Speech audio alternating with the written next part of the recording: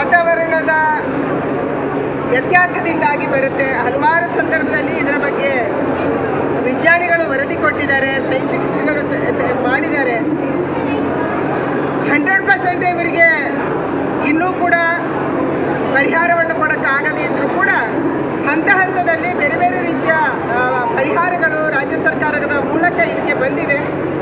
ಬರುವಂಥ ದಿನದಲ್ಲಿ ಹಳದಿ ರೋಗ ಮಣ್ಣು ತಡೆಯೋದಕ್ಕೆ ನಮ್ಮಿಂದ ಎಷ್ಟು ಸಾಧ್ಯವೋ ನಮ್ಗೆ ಗೊತ್ತಿಲ್ಲ. ಯಾಕಂದರೆ ಯಾವುದೇ ಔಷಧಿ ಕಂಡು ಹಿಡಿಕಿದ್ರು ಕೂಡ ಅದು ಇನ್ನೊಂದು ರೂಪದಲ್ಲಿ ಬರ್ತಾ ಇದೆ. ನಾವು ಬೇರೆ ಬೇರೆ ಕಡೆಯಲ್ಲಿ ಶೃಂಗೇರಿ ಅಥವಾ ಬೇರೆ ಬೇರೆ ಕಡೆಯಲ್ಲಿ ನೋಡಿದ್ದೀವಿ. ವಾತಾವರಣದ ವ್ಯತ್ಯಾಸದಿಂದಾಗಿ ಮತ್ತು ಅಡಿಕೆಗೆ ಹಳದಿ ರೋಗ ಮತ್ತು ಕಾಫಿಗೆ ಕೂಡ ರೋಗ ಬರುವಂಥದ್ದು ಕಾಣ್ತಾ ಇದೆ. ಅದಕ್ಕಾಗಿ ಇದಕ್ಕೆ ಪರಿಹಾರವನ್ನು ಕಂಡುಕೊಳ್ಳುವಂಥ ದೃಷ್ಟಿಯಿಂದ ರಾಜ್ಯ ಮತ್ತು ಕೇಂದ್ರ ಸರ್ಕಾರಗಳ ವಿಜ್ಞಾನಿಗಳ ಸಮಿತಿಗಳು ಯೋಚನೆ ಮಾಡ್ತಾ ಇದ್ದಾವೆ, ಸಂಶೋಧನೆ ಮಾಡ್ತಾ ಇದ್ದಾವೆ. ಬೇಗನೆ ಪರಿಹಾರ ಸಿಗುತ್ತೆ ಅನ್ನುವಂಥ ವಿಶ್ವಾಸ ಇದೆ.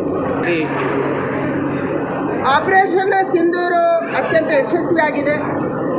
ಯಾವ ಭಯೋತ್ಪಾದಕರ ಅಡಗುತಾಣಗಳು ಪಾಕಿಸ್ತಾನದಲ್ಲಿ ಇದ್ದು ಅಂಥ 9 ಅಡಗುತಾಣಗಳನ್ನು ಮಟ್ಟ ಹಾಕುವಂಥ, ಧ್ವಂಸ ಮಾಡುವಂಥ ಕೆಲಸವನ್ನು ನಮ್ಮ ಸೈನಿಕರು ಮಾಡಿದ್ದಾರೆ, ನಮ್ಮ ಏರ್ಫೋರ್ಸ್ ಮಾಡಿದೆ, ಪ್ರಿಸೈಸ್ ಆಗಿ ಮಾಡಿದ್ದಾರೆ.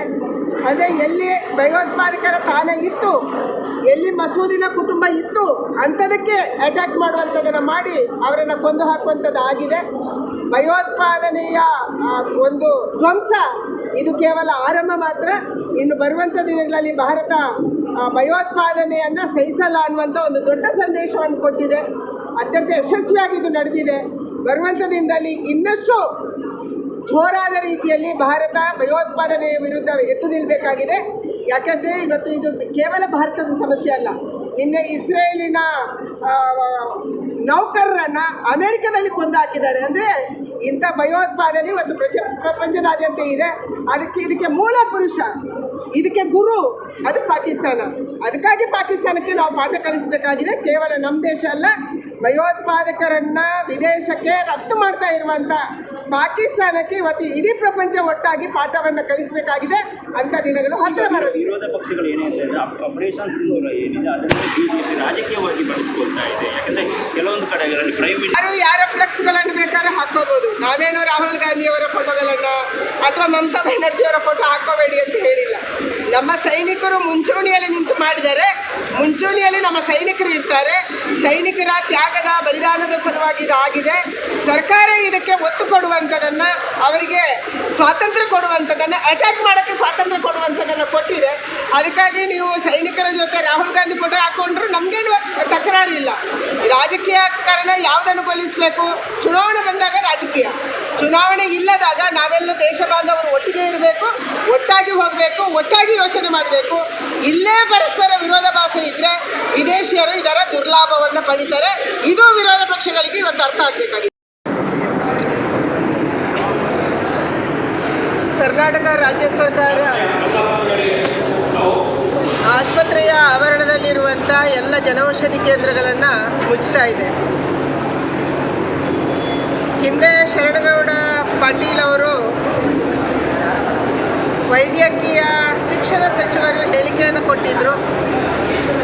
ನಾವು ಜನೌಷಧಿ ಕೇಂದ್ರಗಳನ್ನು ಮುಚ್ತೀವಿ ಅಂತ ಹೇಳಿದರು. ಇದನ್ನು ಅವರು ಮಾಡಿ ತೋರಿಸಿದ್ದಾರೆ. ಜನೌಷಧಿ ಕೇಂದ್ರಗಳು ಕೇವಲ ಆಸ್ಪತ್ರೆಯಲ್ಲಿರುವಂಥ ರೋಗಿಗಳಿಗೆ ಮಾತ್ರ ಅಲ್ಲ,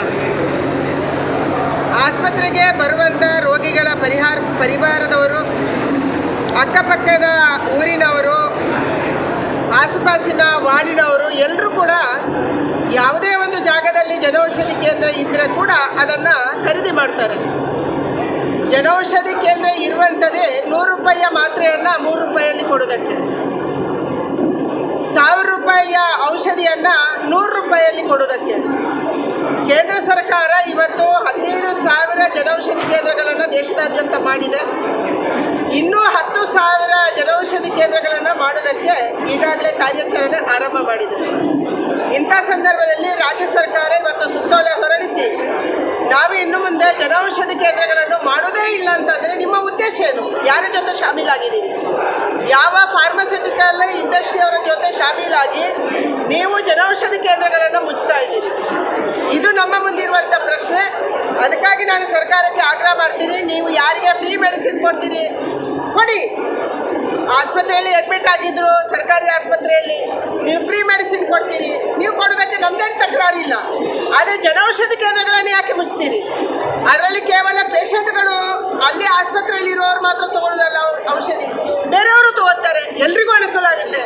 ಅದಕ್ಕಾಗಿ ನಾನು ಆಗ್ರಹ ಮಾಡ್ತೀನಿ, ಜನೌಷಧಿ ಕೇಂದ್ರಗಳನ್ನು ಯಥಾಸ್ಥಿತಿಯಲ್ಲಿ ಮುಂದುವರಿಸಬೇಕು. ಕೇಂದ್ರ ಸರ್ಕಾರ ಕೊಡುವಂಥ ಇನ್ನೂ ಹೆಚ್ಚು ಜನೌಷಧಿ ಕೇಂದ್ರಗಳನ್ನು ರಾಜ್ಯ ಸರ್ಕಾರ ತಗೋಬೇಕನ್ನುವಂಥ ಆಗ್ರಹವನ್ನು ನಾನು ಮಾಡ್ತಾ ಇದ್ದೀನಿ. ಬೆಂಗಳೂರು ಅನ್ನುವಂಥ ಪದದಲ್ಲಿ ಲ್ಯಾಂಡ್ ಮಾಫಿಯಾ ಇದೆ. ರಾಮನಗರ ಹೆಸರು ತೆಗೆದಿರುವಂಥದ್ದೇ, ಬೆಂಗಳೂರು ಸೇರಿಸಿರುವಂಥದ್ದೇ ಲ್ಯಾಂಡ್ ಮಾಫಿಯಾದ ಕಾರಣಕ್ಕಾಗಿ. ಇವತ್ತು ಬೆಂಗಳೂರಿನ ಸುತ್ತಮುತ್ತ ಯಾರು ಲ್ಯಾಂಡ್ ಮಾಫಿಯಾ ಮಾಡ್ತಾ ಇದ್ದಾರೆ ಅವರಿಗೆ ರಾಮನಗರ ಹೆಸರು ಬೇಕಾಗಿಲ್ಲ, ಅವರಿಗೆ ಬೆಂಗಳೂರು ಹೆಸರು ಬೇಕು. ಯಾಕಂದರೆ ಅವರ ಜಮೀನಿಗೆ ವ್ಯಾಲ್ಯೂ ಬರಬೇಕು. ಈ ಕಾರಣಕ್ಕಾಗಿ ಇವತ್ತು ರಾಮನಗರ ಜಿಲ್ಲೆಯ ಹೆಸರನ್ನು ತೆಗೆದು ಲ್ಯಾಂಡ್ ಮಾಫಿಯಾದ ಶಕ್ತಿಗಳು, ದೊಡ್ಡ ದೊಡ್ಡ ಕುಲಗಳು ಇವತ್ತು ರಾಮನಗರದ ಬದಲಾಗಿ ಬೆಂಗಳೂರು ಅನ್ನುವಂಥ ಹೆಸರನ್ನು ಇಡ್ತಾ ಇದ್ದಾರೆ. ಇದರ ಹಿಂದೆ ಇರುವಂಥದ್ದು ಲ್ಯಾಂಡ್ ಮಾಫಿಯಾ ಇದೆ. ಇದರ ಹಿಂದೆ ಇರುವಂಥದ್ದು ರೈತರ ಜಮೀನನ್ನು ಕಿತ್ಕೊಂಡು ಬೇರೆಯವರಿಗೆ ಕೊಡುವಂಥದ್ದು, ಲೇಔಟ್ಗಳನ್ನು ಮಾಡುವಂಥದ್ದು, ಇಂಡಸ್ಟ್ರಿಗಳು ಕೊಡುವಂಥದ್ದು, ಬಿಲ್ಡರ್ಸ್ಗೆ ಕೊಡುವಂಥ ಒಂದು ದೊಡ್ಡ ಶಕ್ತಿ ಷಡ್ಯಂತ್ರ ಇದರ ಹಿಂದೆ ಇದೆ. ಅದಕ್ಕೆ ನಾನು ಆಗ್ರಹ ಮಾಡ್ತೀನಿ, ರಾಮನಗರ ಹೆಸರನ್ನು ಹಾಗೆ ಉಳಿಸ್ಕೋಬೇಕು. ಆ ಜಿಲ್ಲೆಯವರು ಕೂಡ ಇದಕ್ಕೆ ಶಕ್ತಿಯನ್ನು ಜೋಡಿಸಬೇಕು, ಆಗ್ರಹ ಮಾಡಬೇಕನ್ನುವಂಥ ವಿನಂತಿಯನ್ನು ನಾನು ಆ ಜಿಲ್ಲೆಯ ರಾಮನಗರದ ಜನಕ್ಕೆ ನಾನು ಮಾಡ್ತಾ ಇದ್ದೀನಿ. ಕರ್ನಾಟಕ ರಾಜ್ಯ ಸರ್ಕಾರ ಆಸ್ಪತ್ರೆಯ ಆವರಣದಲ್ಲಿರುವಂಥ ಎಲ್ಲ ಜನೌಷಧಿ ಕೇಂದ್ರಗಳನ್ನು ಮುಚ್ತಾ ಇದೆ. ಹಿಂದೆ ಶರಣಗೌಡ ಪಾಟೀಲ್ ಅವರು ವೈದ್ಯಕೀಯ ಶಿಕ್ಷಣ ಸಚಿವರು ಹೇಳಿಕೆಯನ್ನು ಕೊಟ್ಟಿದ್ದರು, ನಾವು ಜನೌಷಧಿ ಕೇಂದ್ರಗಳನ್ನು ಮುಚ್ತೀವಿ ಅಂತ ಹೇಳಿದರು. ಇದನ್ನು ಅವರು ಮಾಡಿ ತೋರಿಸಿದ್ದಾರೆ. ಜನೌಷಧಿ ಕೇಂದ್ರಗಳು ಕೇವಲ ಆಸ್ಪತ್ರೆಯಲ್ಲಿರುವಂಥ ರೋಗಿಗಳಿಗೆ ಮಾತ್ರ ಅಲ್ಲ, ಆಸ್ಪತ್ರೆಗೆ ಬರುವಂಥ ರೋಗಿಗಳ ಪರಿವಾರದವರು, ಅಕ್ಕಪಕ್ಕದ ಊರಿನವರು, ಆಸುಪಾಸಿನ ವಾರ್ಡಿನವರು ಎಲ್ಲರೂ ಕೂಡ ಯಾವುದೇ ಒಂದು ಜಾಗದಲ್ಲಿ ಜನೌಷಧಿ ಕೇಂದ್ರ ಇದ್ದರೆ ಕೂಡ ಅದನ್ನು ಖರೀದಿ ಮಾಡ್ತಾರೆ. ಜನೌಷಧಿ ಕೇಂದ್ರ ಇರುವಂಥದ್ದೇ 100 ರೂಪಾಯಿಯ ಮಾತ್ರೆಯನ್ನು 3 ರೂಪಾಯಿಯಲ್ಲಿ ಕೊಡೋದಕ್ಕೆ, 1000 ರೂಪಾಯಿಯ ಔಷಧಿಯನ್ನು 100 ರೂಪಾಯಿಯಲ್ಲಿ ಕೊಡೋದಕ್ಕೆ. ಕೇಂದ್ರ ಸರ್ಕಾರ ಇವತ್ತು 15,000 ಜನೌಷಧಿ ಕೇಂದ್ರಗಳನ್ನು ದೇಶದಾದ್ಯಂತ ಮಾಡಿದೆ. ಇನ್ನೂ 10,000 ಜನೌಷಧಿ ಕೇಂದ್ರಗಳನ್ನು ಮಾಡೋದಕ್ಕೆ ಈಗಾಗಲೇ ಕಾರ್ಯಾಚರಣೆ ಆರಂಭ ಮಾಡಿದೆ. ಇಂಥ ಸಂದರ್ಭದಲ್ಲಿ ರಾಜ್ಯ ಸರ್ಕಾರ ಇವತ್ತು ಸುತ್ತೋಲೆ ಹೊರಡಿಸಿ, ನಾವು ಇನ್ನು ಮುಂದೆ ಜನೌಷಧಿ ಕೇಂದ್ರಗಳನ್ನು ಮಾಡೋದೇ ಇಲ್ಲ ಅಂತಂದರೆ ನಿಮ್ಮ ಉದ್ದೇಶ ಏನು? ಯಾರ ಜೊತೆ ಶಾಮೀಲಾಗಿದ್ದೀರಿ? ಯಾವ ಫಾರ್ಮಸ್ಯೂಟಿಕಲ್ ಇಂಡಸ್ಟ್ರಿಯವರ ಜೊತೆ ಶಾಮೀಲಾಗಿ ನೀವು ಜನೌಷಧಿ ಕೇಂದ್ರಗಳನ್ನು ಮುಚ್ತಾ ಇದ್ದೀರಿ? ಇದು ನಮ್ಮ ಮುಂದಿರುವಂಥ ಪ್ರಶ್ನೆ. ಅದಕ್ಕಾಗಿ ನಾನು ಸರ್ಕಾರಕ್ಕೆ ಆಗ್ರಹ ಮಾಡ್ತೀನಿ, ನೀವು ಯಾರಿಗೆ ಫ್ರೀ ಮೆಡಿಸಿನ್ ಕೊಡ್ತೀರಿ ಕೊಡಿ. ಆಸ್ಪತ್ರೆಯಲ್ಲಿ ಅಡ್ಮಿಟ್ ಆಗಿದ್ರು, ಸರ್ಕಾರಿ ಆಸ್ಪತ್ರೆಯಲ್ಲಿ ನೀವು ಫ್ರೀ ಮೆಡಿಸಿನ್ ಕೊಡ್ತೀರಿ, ನೀವು ಕೊಡೋದಕ್ಕೆ ನಮ್ದೇನು ತಕರಾರಿಲ್ಲ. ಆದರೆ ಜನೌಷಧಿ ಕೇಂದ್ರಗಳನ್ನು ಯಾಕೆ ಮುಚ್ತೀರಿ? ಅದರಲ್ಲಿ ಕೇವಲ ಪೇಷಂಟ್ಗಳು ಅಲ್ಲಿ ಆಸ್ಪತ್ರೆಯಲ್ಲಿ ಇರೋರು ಮಾತ್ರ ತಗೊಳ್ಳೋದಲ್ಲ ಔಷಧಿ, ಬೇರೆಯವರು ತಗೋತಾರೆ, ಎಲ್ರಿಗೂ ಅನುಕೂಲ ಆಗುತ್ತೆ. ಅದಕ್ಕಾಗಿ ನಾನು ಆಗ್ರಹ ಮಾಡ್ತೀನಿ, ಜನೌಷಧಿ ಕೇಂದ್ರಗಳನ್ನು ಯಥಾಸ್ಥಿತಿಯಲ್ಲಿ ಮುಂದುವರಿಸಬೇಕು. ಕೇಂದ್ರ ಸರ್ಕಾರ ಕೊಡುವಂಥ ಇನ್ನೂ ಹೆಚ್ಚು ಜನೌಷಧಿ ಕೇಂದ್ರಗಳನ್ನು ರಾಜ್ಯ ಸರ್ಕಾರ ತಗೋಬೇಕನ್ನುವಂಥ ಆಗ್ರಹವನ್ನು ನಾನು ಮಾಡ್ತಾ ಇದ್ದೀನಿ. ಬೆಂಗಳೂರು ಅನ್ನುವಂಥ ಪದದಲ್ಲಿ ಲ್ಯಾಂಡ್ ಮಾಫಿಯಾ ಇದೆ. ರಾಮನಗರ ಹೆಸರು ತೆಗೆದಿರುವಂಥದ್ದೇ, ಬೆಂಗಳೂರು ಸೇರಿಸಿರುವಂಥದ್ದೇ ಲ್ಯಾಂಡ್ ಮಾಫಿಯಾದ ಕಾರಣಕ್ಕಾಗಿ. ಇವತ್ತು ಬೆಂಗಳೂರಿನ ಸುತ್ತಮುತ್ತ ಯಾರು ಲ್ಯಾಂಡ್ ಮಾಫಿಯಾ ಮಾಡ್ತಾ ಇದ್ದಾರೆ ಅವರಿಗೆ ರಾಮನಗರ ಹೆಸರು ಬೇಕಾಗಿಲ್ಲ, ಅವರಿಗೆ ಬೆಂಗಳೂರು ಹೆಸರು ಬೇಕು. ಯಾಕಂದರೆ ಅವರ ಜಮೀನಿಗೆ ವ್ಯಾಲ್ಯೂ ಬರಬೇಕು. ಈ ಕಾರಣಕ್ಕಾಗಿ ಇವತ್ತು ರಾಮನಗರ ಜಿಲ್ಲೆಯ ಹೆಸರನ್ನು ತೆಗೆದು ಲ್ಯಾಂಡ್ ಮಾಫಿಯಾದ ಶಕ್ತಿಗಳು, ದೊಡ್ಡ ದೊಡ್ಡ ಕುಲಗಳು ಇವತ್ತು ರಾಮನಗರದ ಬದಲಾಗಿ ಬೆಂಗಳೂರು ಅನ್ನುವಂಥ ಹೆಸರನ್ನು ಇಡ್ತಾ ಇದ್ದಾರೆ. ಇದರ ಹಿಂದೆ ಇರುವಂಥದ್ದು ಲ್ಯಾಂಡ್ ಮಾಫಿಯಾ ಇದೆ. ಇದರ ಹಿಂದೆ ಇರುವಂಥದ್ದು ರೈತರ ಜಮೀನನ್ನು ಕಿತ್ಕೊಂಡು ಬೇರೆಯವರಿಗೆ ಕೊಡುವಂಥದ್ದು, ಲೇಔಟ್ಗಳನ್ನು ಮಾಡುವಂಥದ್ದು, ಇಂಡಸ್ಟ್ರಿಗಳು ಕೊಡುವಂಥದ್ದು, ಬಿಲ್ಡರ್ಸ್ಗೆ ಕೊಡುವಂಥ ಒಂದು ದೊಡ್ಡ ಶಕ್ತಿ ಷಡ್ಯಂತ್ರ ಇದರ ಹಿಂದೆ ಇದೆ. ಅದಕ್ಕೆ ನಾನು ಆಗ್ರಹ ಮಾಡ್ತೀನಿ, ರಾಮನಗರ ಹೆಸರನ್ನು ಹಾಗೆ ಉಳಿಸ್ಕೋಬೇಕು. ಆ ಜಿಲ್ಲೆಯವರು ಕೂಡ ಇದಕ್ಕೆ ಶಕ್ತಿಯನ್ನು ಜೋಡಿಸಬೇಕು, ಆಗ್ರಹ ಮಾಡಬೇಕನ್ನುವಂಥ ವಿನಂತಿಯನ್ನು ನಾನು ಆ ಜಿಲ್ಲೆಯ ರಾಮನಗರದ ಜನಕ್ಕೆ ನಾನು ಮಾಡ್ತಾ ಇದ್ದೀನಿ.